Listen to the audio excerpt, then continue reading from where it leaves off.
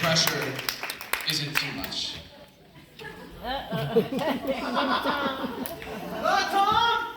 They said to walk this way. Well, I like to start with an impression. We all like impressions, right? Yes. Here is the first man to land on the sun. Oh, gee!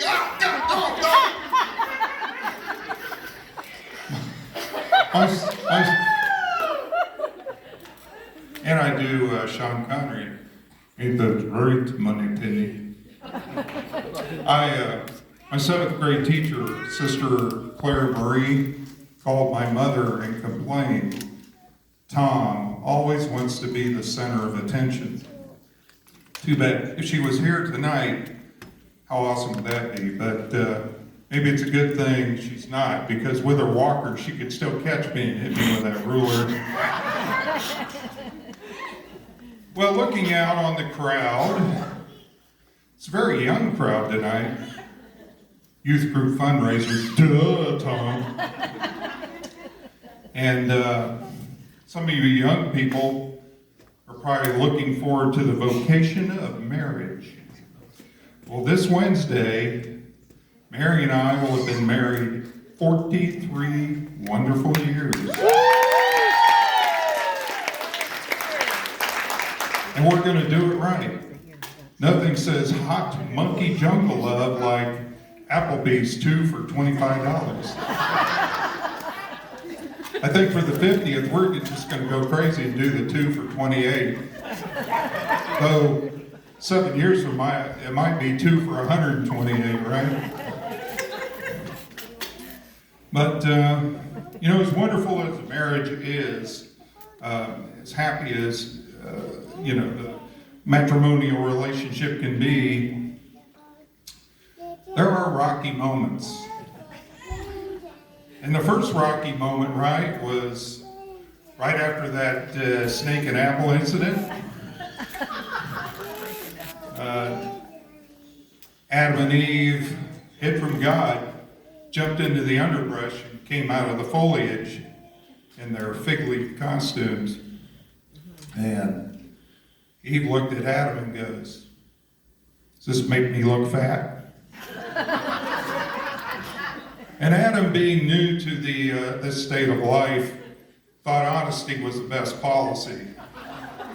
And the rest is prehistory. For the young men here, take it from me, sarcasm is never your friend. But check out Genesis 3:16. If you want to screw people up, go to a sporting event with Genesis 3:16. Hold up that sign instead of John 3:16. But Genesis 3:16 is where God's telling Eve, having a baby's going to be more painful than being a Cleveland Browns fan. And your husband will rule over you. Proof positive that God has a sense of humor, and like all his attributes, it's an infinite sense of humor. For 43 years, wow. I'll be 67 next month. Wow, where did the time go? And, a lot of changes with that. Back when I was in college, people would say, "Hey, you remind me of Tom Selleck," or "You remind me of the Marlboro Man." Now it's, "Hey, you look just like Franklin Graham." Or even Walter Matthau. Yes, Walter Matthau. But, the other thing, your health, that changes too. Those new patient questionnaires or insurance questionnaires, they have that, describe your health, excellent, good, fair, why are you alive? And I, without a second moment's thought, would check, excellent. And now I would take a pencil and put a little arrow pointing at excellent, and write stud muffin. Now it's fair. And then I have to go to confess. Conscience bids me to go to confession because I've violated the 8th commandment. But I don't want to get too in detail about that, but I will share. I went through some treatments about 5 years ago, which had the side effect of stomach noises at random. You know, everybody has stomach noises, right? You know, what's the big deal? No, stomach noises, like whales were swimming around in there communicating, trying to find each other. So this was not a big deal when Mary and I were watching TV, though she would look at me askance sometimes. But in the Adoration Chapel, in the early morning hours, you know, monastic silence, right? I'm in there with a couple other people, and all of a sudden, a lonely whale is looking for a mate.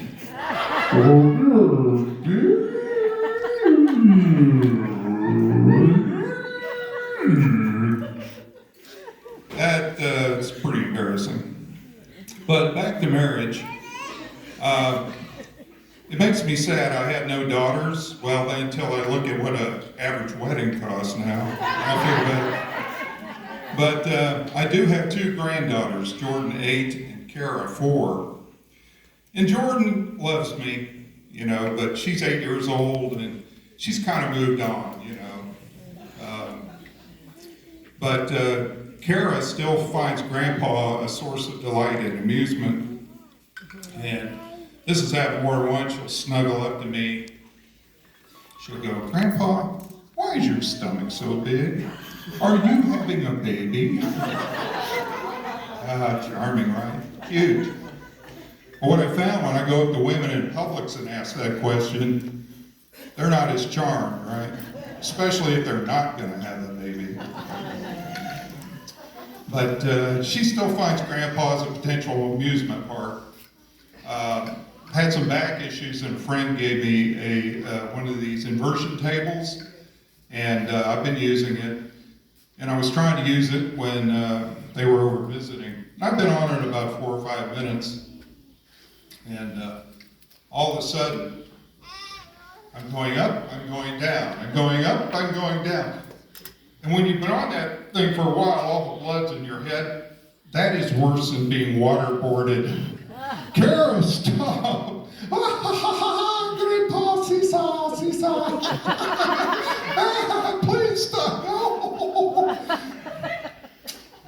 Anyway, Kara may be merciless, but with Jesus, mercy is always on the table. Thank you.